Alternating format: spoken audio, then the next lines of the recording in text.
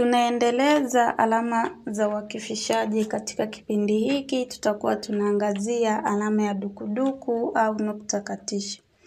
Matumizi yake moja ni kuonesha kukatiza usemi au usemi usio kamili. Kwa mfano, mama aliwasili shuleni kisha kuonyesha maneno hayajakamilika yote yaliyosemwa.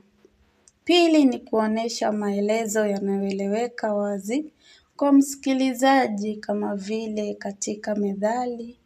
Kwa mfano, asiyesikia la mkuu huvunjika. Alama za dukuduku kumaanisha msikilizaji ana uwezo ama anafahamu methali ambayo haijakamilishwa. Tatu ni kuonesha maelezo ya kutanguliza usemi. Kwa mfano, alama za dukuduku. Ukimuona mkaribishe nyumbani. Hapa badala ya kutumia alama za kunukuu, unaweza ukatumia alama za dukuduku kuonyesha maneno ya usemi halisi ama yaliyosemwa unaonyesha maneno kama jinsi yalivyosemwa moja kwa moja. 4 ni usemi wa kusitasita. Kwa mfano, goli la pili limeingia kwa timu ya Gor Mahia. Twende nyumbani sasa. Hapa anayezungumza anasitasita anapotamka neno.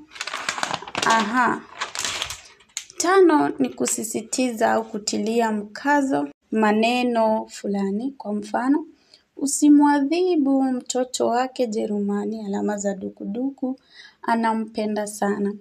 Kwa hivyo maneno ya kwanza, usimwadhibu mtoto wa Jerumani, ndiyo yanayosisitizwa.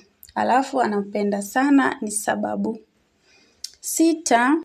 6 ni kuonyesha au kuonesha kuwa kuna maelezo mengine yaliyotangulia lakini hayajaandikwa.